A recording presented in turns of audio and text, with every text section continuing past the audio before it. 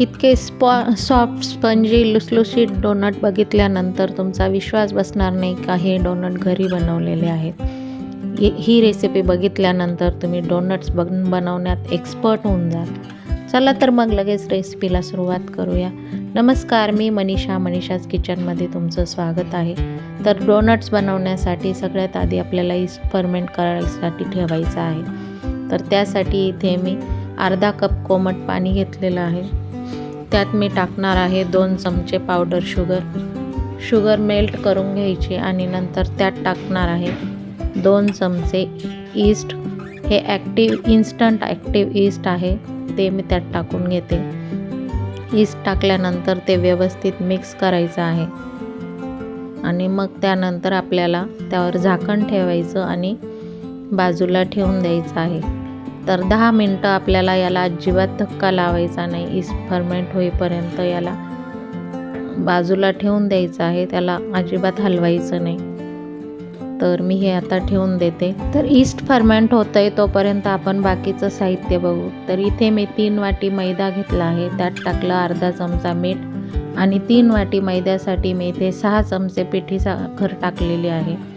आणि त्यानंतर आता हे जे ईस्ट आपण ॲक्टिव्ह करून घेतलं होतं ते ईस्ट मी त्यात टाकून घेणार आहे.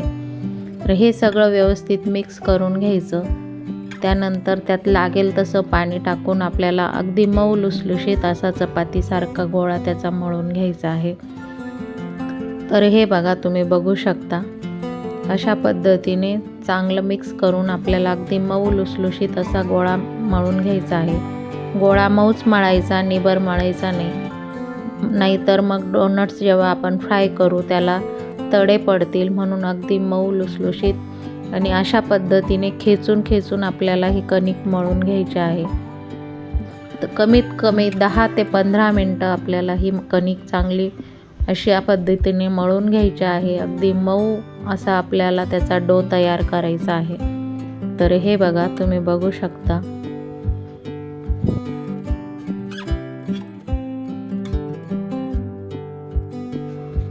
तर आता कणिक मळून झाली आहे. त्यानंतर इथे मी बटर घेतलेलं आहे. हे अनसॉल्टेड बटर आहे.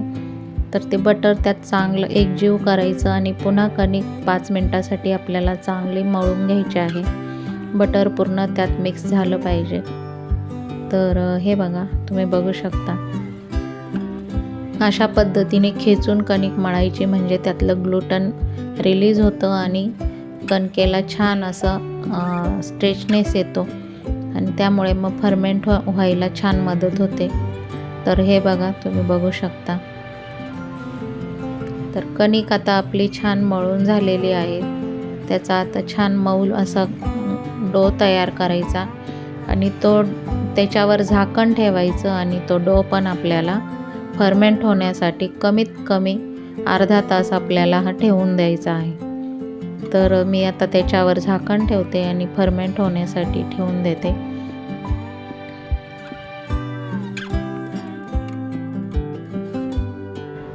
तर अर्धा तास झालेला आहे. आता आपण कणिक उघडून बघू. तर हे बघा, कणिक किती फुलून आलेली आहे.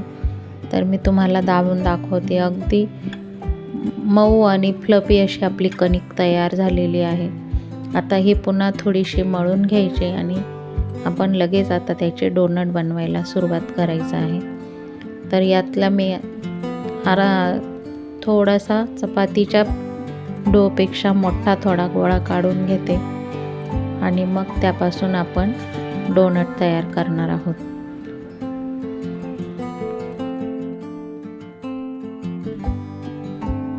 तर इथे मी मला लागेल तेवढा गोळा काढून घेतला आणि आता बाकीची जी कणिक आहे त्याच्यावर आपल्याला झाकण ठेवायचं आहे, म्हणजे मग त्याला वरून पापुद्रा येणार नाही. आणि घेतलेल्या गोळ्याची आपल्याला जाड अशी पोळी लाटून घ्यायची आहे. तर ही पोळी फार पातळही करायची नाही आणि फार जाडही करायची नाही. अगदी शंकरपाळ्याची जेवढी पारीला आपण लाटतो जाड, त्या पद्धतीने तेवढी जाड अशी पारी आपल्याला त्याची लाटून घ्यायची आहे. तर हे बघा, तुम्ही बघू शकता माझी पारी आता लाटून झालेली आहे. तर इतपत जाड आपल्याला त्याची पारी ठेवायची आहे. तर हे बरोबर आहे, म्हणजे मग आपल्या डोनटचा आकार अगदी परफेक्ट येईल.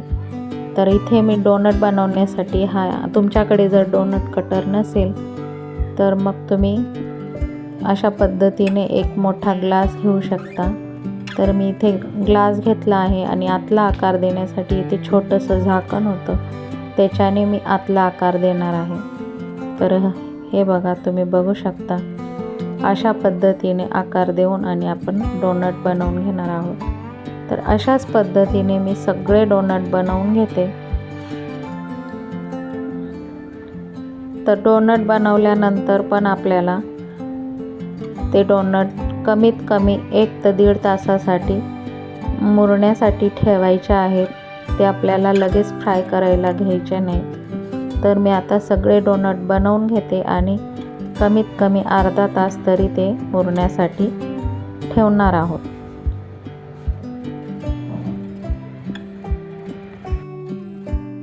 तर डोनट्स कट केल्यानंतर आतले हे जे बटन आहेत ते तुम्ही वाटलेस तर कणकेत पुन्हा मिक्स करून ते लाटून घेऊ शकता, किंवा मग ते तसेच फ्राय करून आणि त्याच्या वेगळ्या पद्धतीने चॉकलेट फिलिंगवाले डोनट्स किंवा शुगर कोटवाले डोनट्स बनवू शकता.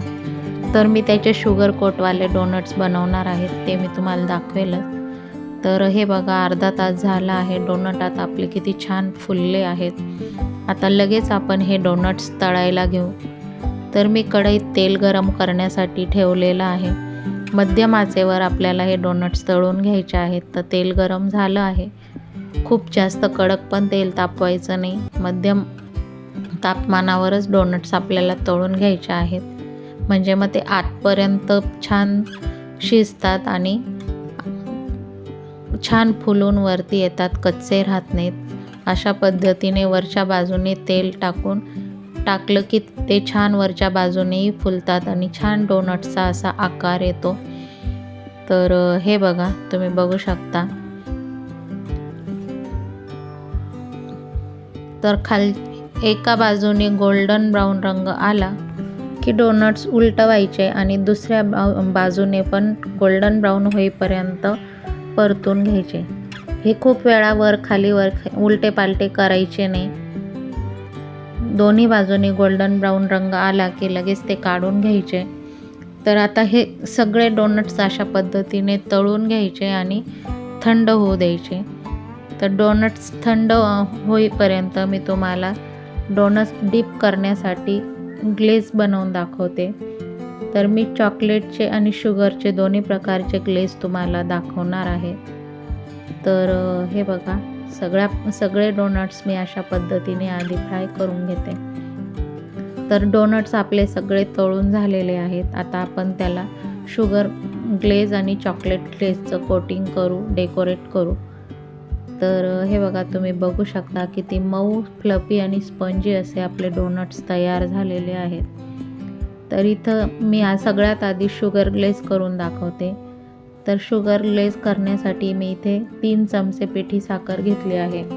त्यात 2 चमचे दूध टाकायचं आणि ते व्यवस्थित मिक्स करायचं. साखर पूर्ण विरघळून घ्यायची, म्हणजे आपलं लगेच शुगर ग्लेज तयार झालं.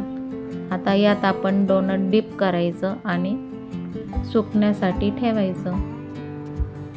तर हे बघा, तुम्ही बघू शकता.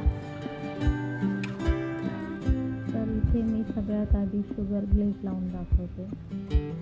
बघा किती छान असं आपलं पॅकिंग तयार झालेलं आहे.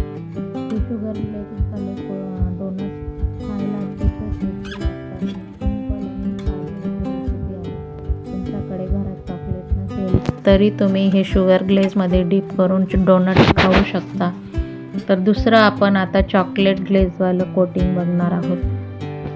तर इथे मी 3 चमचे पावडर शुगर, 2 चमचे कोको पावडर, 2 चमचे दूध घेतलेलं आहे. ते पण आपल्याला व्यवस्थित मिक्स करून त्याचं शुगर ग्लेज तयार करून घ्यायचं आहे. तर इथे माझ्याकडे डार्क कंपाऊंडची चॉकलेट पण आहे. तर मी थोडीशी ती चॉकलेट पण त्यात टाकून घेते, म्हणजे मग ग्लेजला रिचनेस येतो. तुमच्याकडे चॉकलेट नसेल तरी हरकत नाही. फक्त एवढंच कोको पावडर आणि साखर मिक्स करून जरी ग्लेज बनवलं तरीही ते खायला खूप छान लागतं. तर हे बघा, मी थोडीशी डार्क कंपाऊंडची चॉकलेट त्यात मिक्स करते. आता दूध गरम असल्यामुळे मी अशी चॉकलेट टाकत आहे. जर दूध थंड वापरत असाल तर चॉकलेट आधी डबल बॉईल करून घ्यायची, मेल्ट करून घ्यायची आणि मग त्याच्यात टाकायचे आहे. तर आता चॉकलेट ग्लेझ पण आपलं तयार झालेलं आहे. तर मी त्यात पण तुम्हाला आता डोनट डीप करून दाखवते. अशा पद्धतीने आपण वेगवेगळ्या पद्धतीने डोनट्स डेकोरेट करू शकतो, म्हणजे मग ते मुलं आवडीने खातात. तर हे बघा किती क्रीमी आणि स्मूथ असं आपलं ग्लेझ तयार झालेलं आहे. तर आता त्यात मी डोनट तुम्हाला डीप करून आणि डेकोरेट करून दाखवते. तर इथे माझ्याकडे थोडेसे स्प्रिंकल्स पण पडलेले आहेत. तर ते स्प्रिंकल्स पण मी तुम्हाला त्याच्यावर टाकून दाखवते.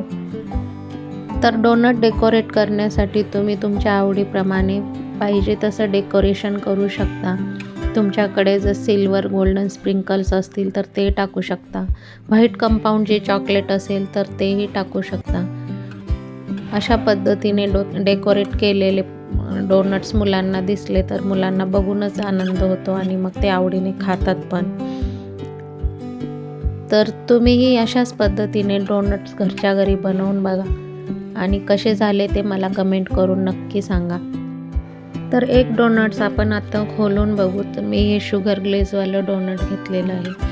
हे डोनटसुद्धा टेस्टी लागतात, खूप छान लागतात आणि क्लासिक पद्धतीने बनवलेले असल्यामुळे तर चवीला खूप भन्नाट लागतात. तर हे बघा, तुम्ही बघू शकता किती मऊ लुसलुशीत आणि स्पंजी असे आपले डोनट्स तयार झालेले आहेत. बाहेर विकत घ्यायला गेलो तर एक डोनट कमीत कमी 40 ते 50 रुपयाला मिळतात. इथे 200 रुपयाचं सामान आणलं तरी 15 ते 20 डोनट आरामात तयार होतात. मुलं मनसोक्त खातात. तर तुम्हीही अशाच पद्धतीने माझी रेसिपी फॉलो करा. अशा पद्धतीने डोनट्स बनवून बघा.